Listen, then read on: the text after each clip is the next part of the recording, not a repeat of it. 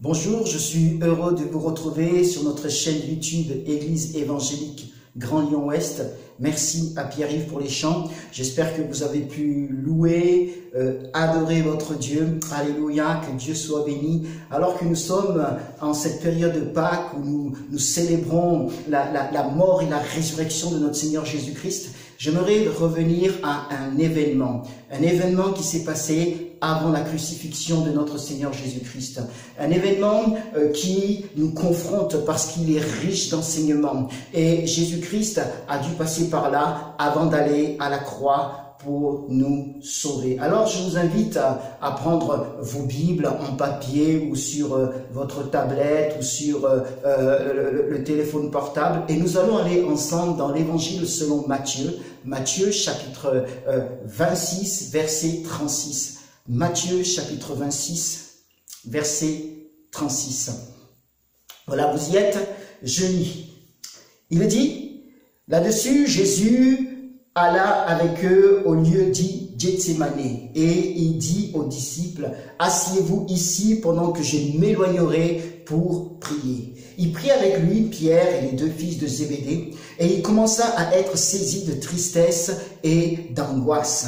Il leur dit alors, mon âme est triste jusqu'à la mort, restez ici et veillez avec moi. Puis il s'avança un peu, se jeta la face contre terre et pria ainsi, mon Père, s'il est possible que cette coupe s'éloigne de moi, toutefois, non pas comme je veux, mais comme tu veux. Il revint vers les disciples qu'il trouva endormis. Il dit à Pierre, vous n'avez donc pas été capable de veiller 1 heure avec moi? Veillez et priez, afin de ne pas entrer en tentation. L'esprit est bien disposé, mais la chair est faible. Il s'éloigna une 2e fois et pria ainsi, mon Père, s'il n'est pas possible que cette coupe s'éloigne sans que je la boive, que ta volonté soit faite. Il revint et les trouva encore endormis, car leurs yeux étaient appesantis. Il les quitta, s'éloigna de nouveau et pria pour la 3e fois en répétant les mêmes paroles. Puis il revint vers les disciples et leur dit, vous dormez maintenant et vous vous reposez. Voici que l'heure est proche où le Fils de l'homme va être livré aux mains des pécheurs. Levez-vous, allons, celui qui me livre s'approche. Amen. Alléluia.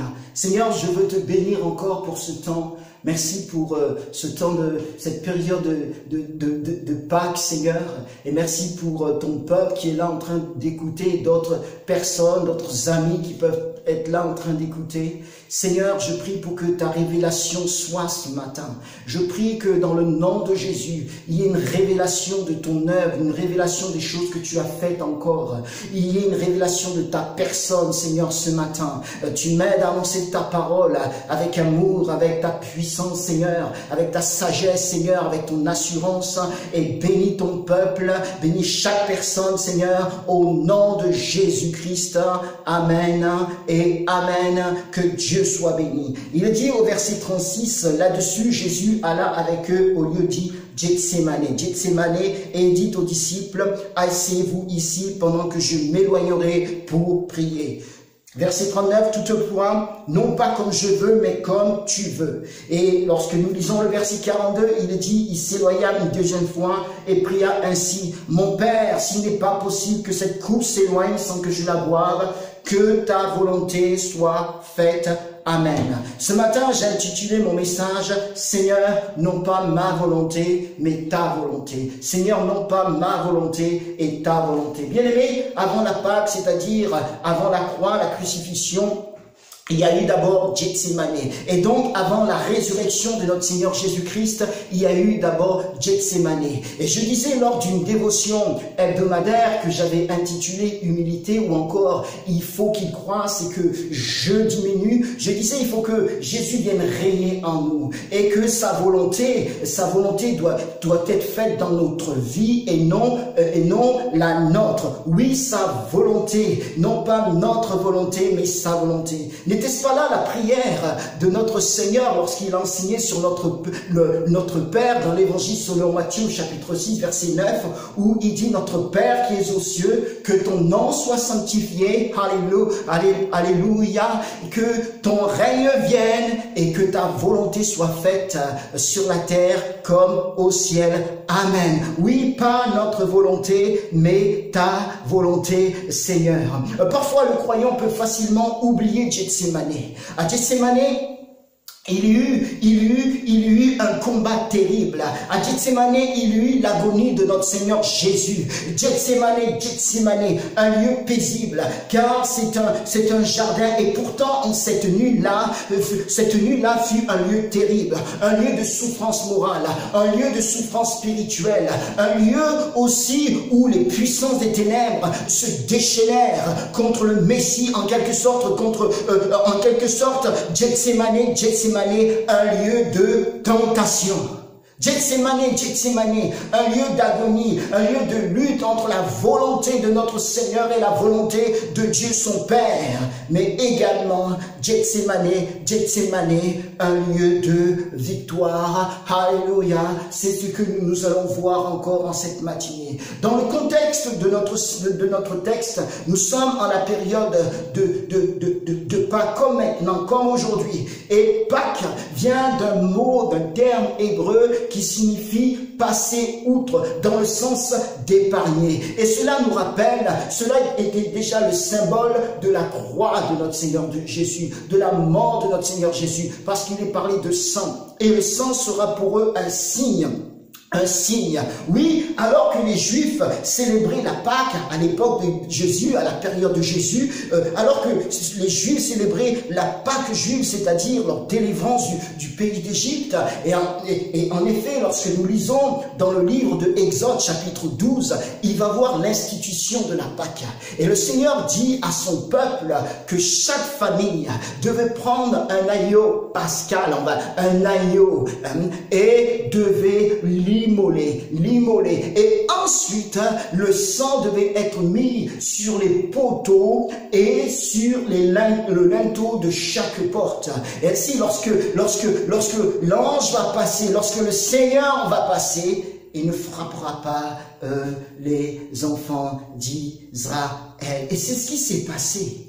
Et à ce moment-là, c'est vrai que lorsque Dieu va passer, il va mettre son peuple au large. Son peuple va passer outre. Et quelques années plus tard, ils vont célébrer cela. C'était une institution que le Seigneur avait faite. Et au moment, à l'époque de Jésus, ils étaient en train de célébrer la Pâque juive, c'est-à-dire leur délivrance du pays d'Égypte. Et Christ, en cette période-là, va mourir sur la croix, portant le péché de l'humanité. Et puis 3 jours après, va ressusciter. Alléluia. Mais avant cette mort et cette résurrection, il y eut Gethsémane. Gethsémane, c'est un jardin où étaient plantés des oliviers. Et même c'était un jardin, c'était un lieu paisible. Parce que Jésus s'y rendait souvent avec ses disciples pour prier. Nous lisons dans l'évangile selon Jean, au chapitre 18, versets 1 à 2, il est dit, après avoir dit cela, Jésus sortit avec ses disciples pour aller de l'autre côté du ravin du Cédron, où se trouvait un jardin dans lequel il entra, lui et ses disciples. Judas, qui le livrait, connaissait l'endroit parce que Jésus et ses disciples s'y étaient souvent réunis. Amen. Jésus et ses disciples s'y étaient souvent réunis. C'était le jardin. C'était donc un lieu paisible, un lieu où Jésus et ses disciples venaient souvent pour méditer. Gethsémane se trouve sur la colline du mont des Oliviers. Mais Gethsémane veut dire pressoir à huile. Pressoir à huile, car il y avait un pressoir à huile. Et c'était prophétique, car en ce lieu, Jésus sera pressé comme on presse l'huile, pour en retirer l'huile. Nous sommes ici, dans notre texte, le jeudi soir. Après le repas pascal de la chambre haute, Jésus se rendit au jardin de Gethsémane pour prier. Il laissa 8 de ses disciples. Il faut savoir qu'à ce moment-là, Judas n'était plus là, il était parti pour trahir le Seigneur. Et donc, il va laisser 8 de ses disciples à un moment, à un endroit du jardin, et il va prendre 3 autres, Pierre, Jean et Jacques. Ces 3 qui ont vu sa gloire sur le mont de la transfiguration. Il va avec eux et il s'éloigne un peu à un autre endroit pour prier, et il va leur dire de prier avec lui, de veiller et de prier. Et Jésus, arrivé à Gethsémane, Jésus dit à ses disciples, « Mon âme est triste jusqu'à la mort. » Il dit, mon âme est triste jusqu'à la mort. Gethsémane est un lieu où Jésus va être pressé comme on presse l'olive pour en retirer l'huile. La parole de Dieu nous dit que Jésus commença à être saisi de tristesse et d'angoisse. Lui qui est la joie, lui qui est la paix, lui qui est le prince de paix. Un très grand combat était là et il devait le livrer pour nous. Pourquoi son âme était triste jusqu'à la mort? Parce que son heure avait sonné. Souvent dans les évangiles, nous lisons, lorsqu'il parle, il dit, mon heure n'a pas encore sonné. Mais là, son heure avait sonné. Et son âme était triste jusqu'à la mort. La seule heure pour laquelle il était venu sur cette terre avait sonné. Dans ce passage, nous y voyons toute l'agonie de notre Maître pour nous. Lui, le juste pour l'injuste que je suis, que nous sommes. Il va agoniser. Un combat très élevé entre le salut de toute l'humanité et la souffrance qu'il devra subir pour cela. Un grand dilemme se présenta dans l'âme, dans l'esprit de notre Seigneur. Aller à cette croix ou bien renoncer. Et parfois, mes frères, mes bien-aimés, mes sœurs, des dilemmes se présentent à notre âme. Des dilemmes se présentent à notre esprit. Oui, dans telle ou telle situation que nous pouvons traverser, des dilemmes peuvent se présenter à nous, des choix à faire, soit la volonté de notre Seigneur, soit notre propre volonté, ou soit la volonté d'autrui. N'oublions pas que Jésus était parfaitement homme. Certes, il était parfaitement Dieu, mais il était également parfaitement homme. Il a vécu ce que nous vivons. Il a été tenté comme nous sommes tentés, sauf que, heureusement, gloire à Dieu, lui, il n'a jamais péché. Merci Seigneur. Et donc, à Gethsémane, la volonté humaine de notre Seigneur était bousculée. La volonté humaine de notre Seigneur rencontrait la volonté de Dieu son Père. Parfois, quand on parle de la souffrance de Jésus, certains gens pensent qu'il a pu supporter cette souffrance parce qu'il est Dieu. Ils voient Jésus comme un surhomme, mais non! Jésus n'était pas un surhomme, mais il était pleinement homme aussi. Il a connu la fatigue, mes bien-aimés. Il a connu la soif. Il a connu la faim. Il a connu la souffrance. Il a aussi été tenté comme nous, mais il n'a jamais péché, comme je le disais tout à l'heure. Il n'a jamais failli. Il était pleinement humain comme vous et moi. Il a souffert dans sa nature comme nous souffrons aussi dans la nôtre. Jésus, à Gethsémane, fait face à une terrible agonie. À Gethsémane, il voyait la souffrance de la croix. Il voyait toutes les circonstances où il devra passer. Il voyait son arrestation, trahi. Il voyait comment il sera trahi par un de ses disciples, Judas. Il voyait également le reniement de Pierre, l'abandon des autres apôtres. Il voyait la foule qui criait, cette foule qu'il avait tant bénie, cette foule dans laquelle il a guéri, il a secouru, il a libéré. Il voyait cette foule déjà crier, crucifie-le, crucifie-le. Il voyait déjà Gethsémane la flagellation. Il voyait les coups, il voyait les gifles, il voyait l'humiliation. Il voyait la couronne d'épines. Il voyait les crachats, la libération d'un brigand à sa place. Il voyait la crucifixion. Et enfin, Jésus voyait le pire. Et qu'était ce pire? Le poids du péché du monde entier, mes péchés et tes péchés, qui viendra briser son cœur et le couper de sa communion avec Dieu son Père. Jésus voyait toutes ces choses à Gethsémane. Son heure était là, son heure avait sonné. Il y avait sûrement une lutte intérieure avec sa propre volonté et la volonté de Dieu. Cela n'a pas été facile pour notre Seigneur. À Gethsémane, il a réellement agonisé pour nous. La parole de Dieu est claire. Il a appris l'obéissance par les choses qu'il a souffertes. En tant que roi des rois et seigneur des seigneurs, il est aussi clair que toute l'armée du ciel était à sa disposition. Nous lisons lorsque justement quelques instants après il sera arrêté, nous voyons que Pierre sortit une épée et trancha l'oreille de Malchus, le serviteur du souverain sacrificateur, et Jésus dit à ce moment-là, remets ton épée à sa place. Car tous ceux qui prendront l'épée périront par l'épée. Et il dit, penses-tu que je ne puisse pas invoquer mon Père qui me donnerait à l'instant plus de 12 légions d'anges? Il y avait plus de 12 légions d'anges qui attendaient juste un ordre du Père. Mais Jésus n'a pas invoqué son Père pour cela. Il n'a rien fait. Parce que son heure avait sonné. Aussi, il y avait un combat spirituel, c'est-à-dire le déchaînement des puissances des ténèbres. Il a été pressé aussi par le diable et ses hordes démons de l'enfer. Comme lorsque Jésus était dans le jardin, dans le désert où il fut tenté. La Bible nous dit que le tentateur s'approcha et lui dit, si tu es fils de Dieu, ordonne que ces pierres deviennent des pains.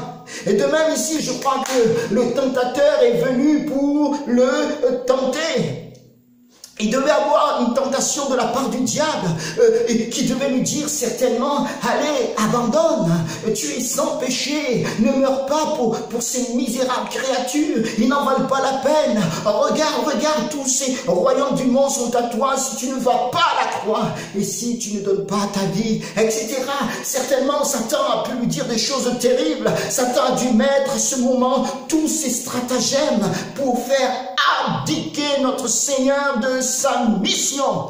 Il a dû mettre tout son arsenal destructeur contre Jésus. Parfois, en lisant ce passage, certains chrétiens peuvent le lire rapidement et ne pas faire attention à certains mots très forts, comme par exemple tristesse.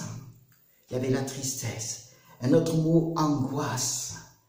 Un autre terme, triste jusqu'à la mort. Triste jusqu'à la mort. Et lorsque nous voyons la définition de ces mots, tristesse, c'est jeter littéralement, c'est jeter dans la douleur. Voyez-vous, lorsqu'on baptise des personnes,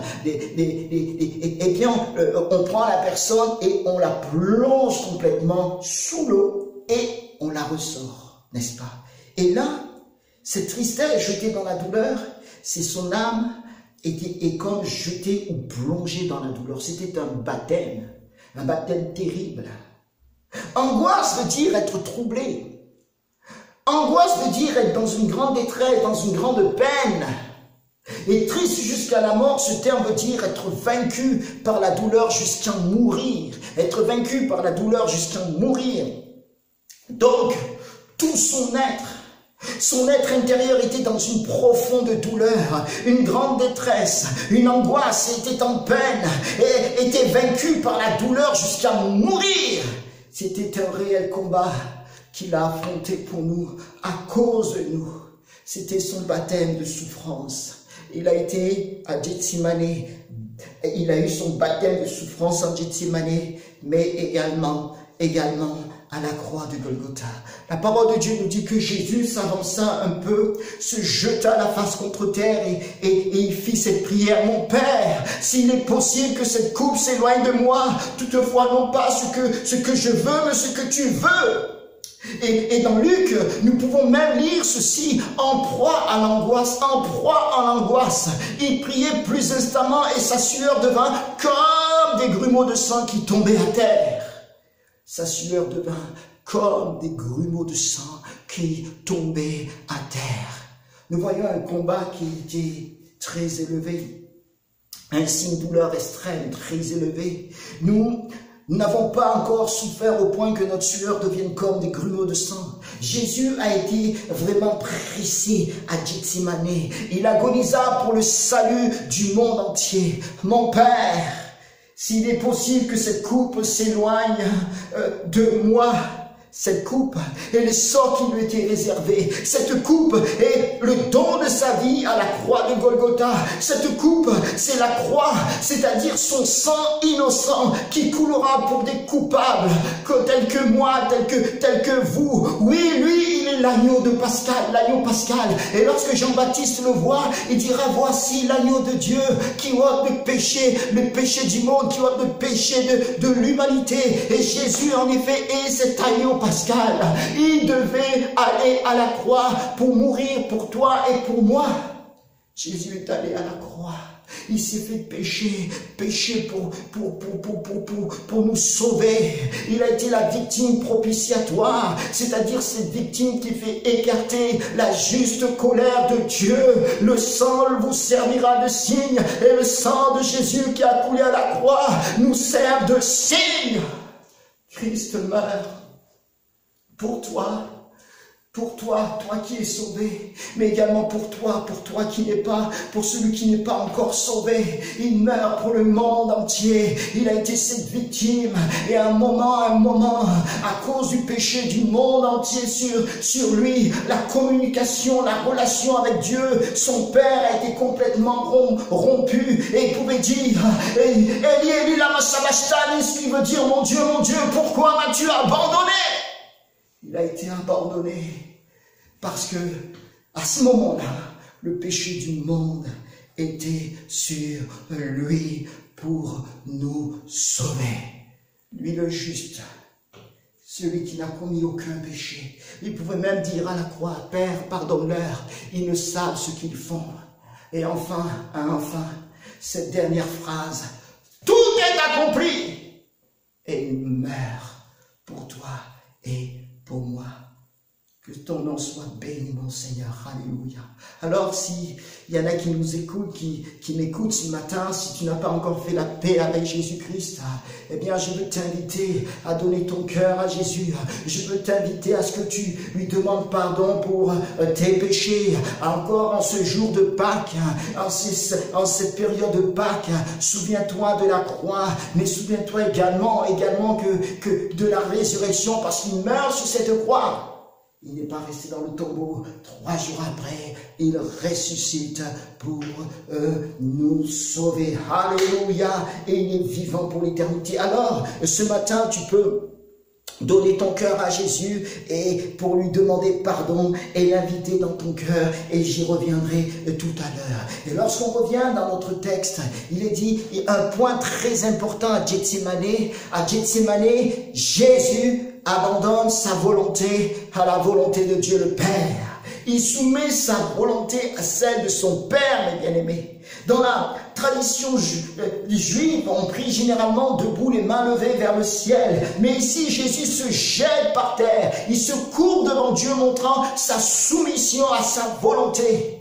Jésus n'a pas demandé si le Père pouvait lui enlever la coupe, car il savait que le Père pouvait lui enlever cette coupe, car Dieu est tout-puissant. Et il dira dans Luc chapitre 22, verset 42, « Père, si tu le veux ». Il n'a pas dit « Père, si tu le peux », non. Il a dit « Père, si tu le veux, éloigne de moi cette coupe.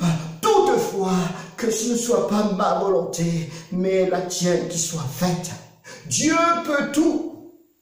Mais était-ce sa volonté de lui enlever cette coupe? Était-ce sa volonté de lui enlever ce sort? Était-ce sa volonté de lui enlever la croix? Non, ce n'était pas sa volonté. Jésus dira toutefois que ça ne soit pas ma volonté, mais la tienne qui soit faite. Ou encore toutefois, non pas comme je veux, mais comme tu veux. La volonté du Père est que Jésus aille à la croix. Et Jésus lui-même le savait, puisqu'il était venu pour cela. Je parlais tout à l'heure d'un grand dilemme dans l'âme de notre Seigneur. Un grand dilemme se présentant dans l'âme, dans l'esprit de notre Seigneur. Aller à cette croix ou bien renoncer. Et certainement, à l'intérieur de lui, un dialogue s'est engagé. Pourquoi dois-je mourir, moi, pour les pécheurs? Je suis sans péché. Je suis innocent. Pourquoi devrais-je mourir au nom de l'humanité? Pourquoi? Mais qu'est-ce qu'il a contraint à aller à la croix? c'était son amour pour l'humanité, son amour pour toi et son amour pour moi. Et aussi, c'était l'obéissance à la volonté de Dieu, son Père. Jésus luttait contre la tentation de tout arrêter. La parole de Dieu nous dit que Jésus pria ainsi. Mon Père, s'il est possible que cette coupe s'éloigne de moi. Il est dit qu'il pria ainsi 3 fois. Vous lisez cela au verset 39, au verset 42 et puis au verset 44. Mais aussi tous les 3 fois, Jésus dira toutefois que ce ne soit pas ma volonté, mais la tienne qui soit faite. Ou encore, toutefois, non pas comme je veux, mais comme tu veux. Donc, Jésus soumet sa volonté à celle de Dieu. C'était pour cela qu'il était venu. À 3 occasions distinctes, Jésus dut se soumettre à la volonté de Dieu. Et à chaque fois, il a pu dire, pas ma volonté, mais ta volonté. Imaginez s'il avait fait sa volonté, la sienne, c'est-à-dire celle de ne pas aller à la croix. Eh bien là, nous étions tous perdus. On serait encore tous sur le chemin qui mène à l'enfer. Mais béni soit le Seigneur. Le Seigneur s'est soumis à la volonté de Dieu, son Père. Jésus savait que pour lui, quelle que soit la douleur, quelle que soit la tristesse de son âme, il savait que la volonté de Dieu pour lui était bonne, agréable et parfaite pour lui, mais aussi pour le monde entier. Il devait mourir, il devait donner sa vie en rançon pour nous. Il fallait qu'il accomplisse le plan de la rédemption. Avant que son corps soit crucifié à la croix de Golgotha, Jésus, à Gethsémane, avait déjà crucifié sa propre volonté humaine dans la prière. Il avait déjà crucifié sa propre volonté humaine dans la prière, en lançant des cris vers le ciel avec larmes et supplications, comme nous dit Hébreux, chapitre 5, verset 7. C'est lui qui, dans les jours de sa chair, offrit à grands cris et avec larmes des prières et des supplications à celui qui pouvait le sauver de la mort. Donc il va faire des prières et des supplications avec larmes à celui qui pouvait le sauver de la mort. C'est à Gethsémane, dans sa prière, que Jésus gagnera à Golgotha. C'est à Gethsémane, c'est là à Gethsémane qu'il abandonne sa propre volonté humaine à celle de Dieu le Père. C'est là à Gethsémane qu'il a été vainqueur. C'est là qu'il a déjà été crucifié dans la prière. Sa volonté a été crucifiée. Après cela, à Gethsémane, après cela, à Gethsémane, il se lève comme un héros. Et à son arrestation, Jésus règne. Alléluia! Alors que ses disciples qui n'ont pas su veiller dans la prière panique devant les soldats, devant les principaux sacrificateurs et les anciens du peuple, alors qu'ils paniquent, on voit même Pierre qui prend un couteau pour couper, comme je disais tout à l'heure, l'oreille de Malchus. Et ensuite il s'enfuit, même les autres disciples s'enfuient, alors que eux, ils paniquent. Jésus, lui, il règne sur son arrestation. Alléluia. Quand lui, il règne sur toutes choses. À la croix, Jésus va régner sur sa mort. On ne lui prend pas sa vie par force, mais il la donne gratuitement en rançon pour nous. Oui, il régnera sur toutes choses jusqu'à sa mort et à sa résurrection. Alléluia. Il avait dit auparavant, personne ne me l'ôte. En parlant de sa vie, personne ne me l'ôte, mais je la donne de moi-même. J'ai le pouvoir de la donner et j'ai le pouvoir de la reprendre. Merci Seigneur. C'est à Gethsémane que Christ a gagné déjà sur toutes choses. Et les puissances des ténèbres ont aussi été confondues, car Jésus n'a pas abandonner sa mission. Merci Seigneur.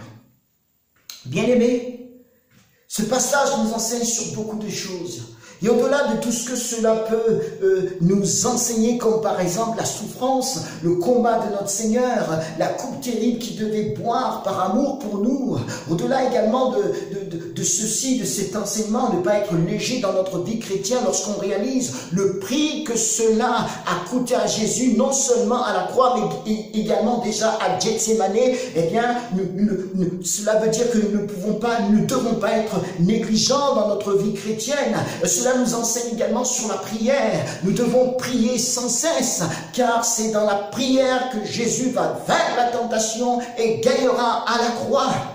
Et au-delà de ces grands enseignements, j'aimerais m'arrêter sur cet enseignement que ce passage nous donne aussi, celui de soumettre notre volonté à celle de Dieu.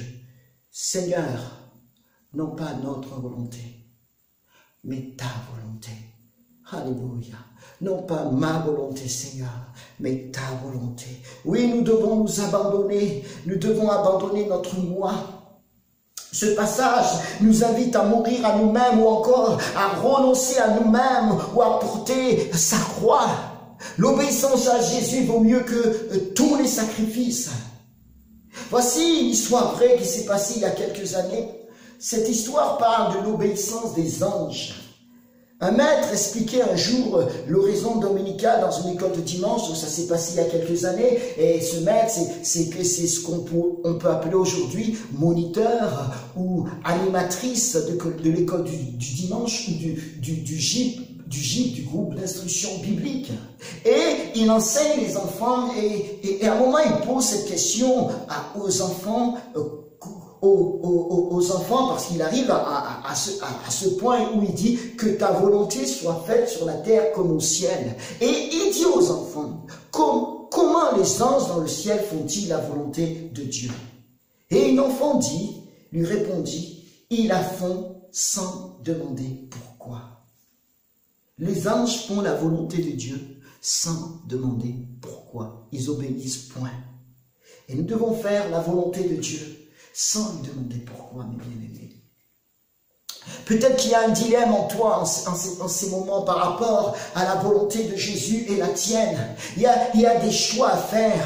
Il y a tes choix à toi, hein, et les choix de Jésus pour toi. Il y a tes projets à toi, mais il y a aussi les projets de Jésus pour toi. Et cela est très difficile pour toi de choisir. Et peut-être il y a des luttes qui sont en toi. Il y a peut-être des choses que le Seigneur t'a demandé de faire, mais il y a une lutte qui est là. Et tu voudrais peut-être même désobéir. Mais dis-lui ce matin, non pas ma volonté, mais ta volonté. Nous devons toujours, par sa grâce, capituler devant sa volonté. Comme pour Jésus, il y a parfois une coupe amère qui se présente à nous, entre guillemets, une coupe amère qui se présente à nous. Et notre nature lutte. Mais bien que notre nature lutte, elle doit se soumettre, abandonner sa propre volonté à celle de Dieu. Oui, non pas ma volonté, non pas notre volonté, mais ta volonté, Seigneur. Alléluia. Parce que ta volonté, elle est toujours agréable. Elle est bonne, agréable et parfaite. Et que toute chose concourt au bien de ceux qui aiment Dieu. Dis-lui cela ce matin. Dis-lui, Seigneur, non pas ma volonté, mais la tienne. Parce que ta volonté, elle est bonne, oh Dieu. Ta volonté, elle est parfaite. Ta volonté, elle est agréable. Alléluia. Nous devons nous soumettre à la volonté de Dieu. Comme je le dis parfois, laissons Dieu être Dieu dans nos vies. Amen. Laissons Jésus être non seulement le Sauveur, mais aussi le Seigneur de nos vies. Lorsque je reviens à Hébreux, chapitre 5, verset 7, il est dit, celui qui, dans les jours de sa chair, offrit à grands cris et avec larmes des prières et des supplications à celui qui pouvait le sauver de la mort. Et la suite nous dit, ayant été exaucé à cause de sa piété. Alléluia! Ayant été exaucé à cause de sa piété. Et Jésus a été exaucé à cause de sa piété, car un ange viendra le fortifier afin qu'il puisse accomplir pleinement la volonté de Dieu. Nous lisons dans Luc chapitre 22, verset 43, on est toujours au jardin de Gethsémane. Alors, un ange lui apparaît du ciel pour le fortifier. Merci Seigneur. Un ange est venu pour fortifier notre Seigneur. De même, Jésus viendra nous fortifier pour que nous puissions, pour que nous accomplissions pleinement la volonté de Dieu, celle que nous ne voudrions peut-être pas faire, accomplir. Un ange viendra, mais lui-même, Jésus viendra nous fortifier pour cela. Alléluia. Saint Augustin dira: ô Seigneur, accorde-moi de faire ta volonté comme si c'était la mienne, de sorte que tu puisses faire ma volonté comme si c'était ta volonté. Il dit: ô Seigneur, accorde-moi de faire ta volonté comme si c'était la mienne. Et nous devons faire la volonté de Dieu comme si c'était la nôtre. Alléluia. Hudson Taylor, ce grand missionnaire que Dieu a utilisé puissamment en Chine, pouvait dire: pour moi, faire la volonté de Dieu est plus important que l'air que je respire. Waouh, c'est fort! Il dit: pour moi, faire la volonté de Dieu est plus important que l'air que je respire. Que cela soit également notre désir. Faire sa volonté doit être plus importante que l'air que nous respirons. Alléluia. Là-dessus, Jésus alla avec eux au lieu dit Gethsémane et il dit aux disciples: asseyez-vous ici pendant que je m'éloignerai pour prier. Verset 39. Toutefois, non pas comme je veux, mais comme tu veux. Il s'éloigna une deuxième fois, et pria ainsi: mon Père, s'il n'est pas possible que cette coupe s'éloigne sans que je la boive, que ta volonté soit faite. Seigneur, non pas notre volonté, non pas ma volonté, mais ta volonté.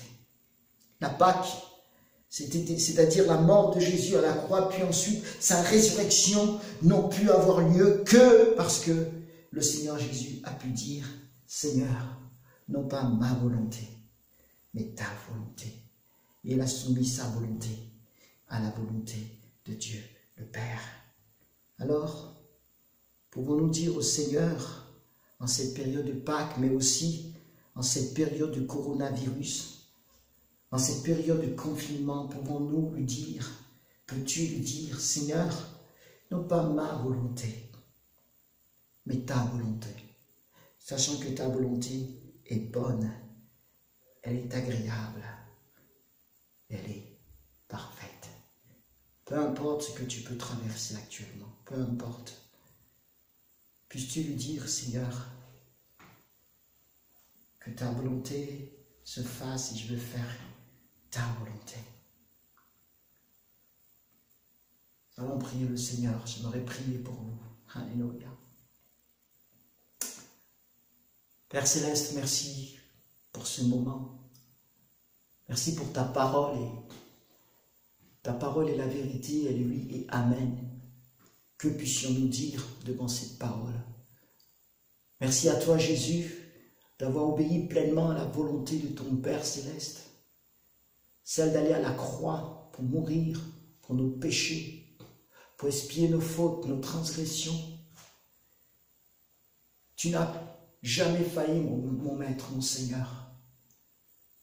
Tu ne t'es jamais détourné de la voie, de ton chemin, le chemin de la passion. Jamais tu t'en es détourné. Alors que nous fêtons ce temps de Pâques, Seigneur, nous sommes dans cette période de Pâques. Nous voulons, c'est vrai, nous rappeler de la croix, où ton sang a coulé pour nous libérer. Nous voulons nous rappeler de ta résurrection. Gloire à Dieu, tu es vivant pour toujours. Alléluia. Et ça, c'est notre espérance. Si quelqu'un est dans les troubles, dans les épreuves, dans les combats, que cela puisse le réjouir parce que tu es vivant, Jésus. Et aussi, nous voulons nous rappeler de Gethsémane, où tu as soumis ta volonté à celle de Dieu le Père. Aide-nous également à faire ta volonté, non pas la nôtre, mais la tienne, Seigneur. Je demande de bénir ton peuple, quel que soit là où il se situe, l'endroit Viens dans leur maison, viens dans leur foyer. Viens, ô Dieu, les fortifier, les encourager. Peut-être il y en a qui doivent faire des choix. Et il y a certainement un dilemme, un combat qui est là. Que ta volonté se fasse, non pas la leur, mais la tienne dans le nom de Jésus.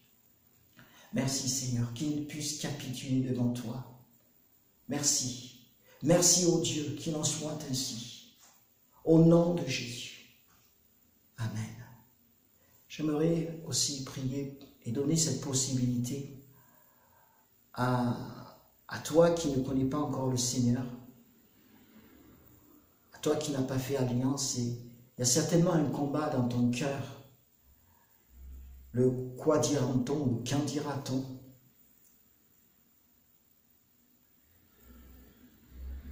Mais capitule devant le Seigneur. Peu importe ce que les gens vont dire, peu importe ce que la famille va dire. Mais toi, qu'est-ce qu'il y a dans ton cœur? Lorsque Jésus va venir, il ne va pas dire, mais voilà, qu'est-ce qu'on t'a dit de faire? Mais qu'est-ce que toi, tu as voulu faire? Alors, si tu veux donner ton cœur à Jésus, fais cette simple prière avec moi. Répète-la, c'est juste pour t'aider, c'est la prière de repentance. Et ensuite, je prierai pour toi. Seigneur Jésus, je te remercie pour ta parole. Merci parce qu'à la croix, tu m'as sauvé. Je te demande pardon pour mes péchés. Je te reçois comme mon sauveur. Je te reçois comme mon Seigneur. Je te donne mon cœur, Jésus.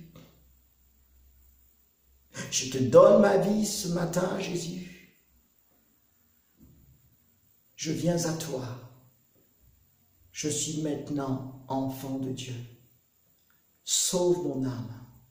Libère-moi de tous mes péchés. Dans le nom de Jésus. Amen. Je vais prier pour toi. Ne répète pas cette prière.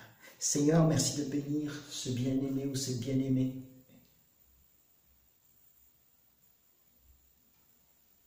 Pardonne ses péchés. Oh Dieu, alléluia.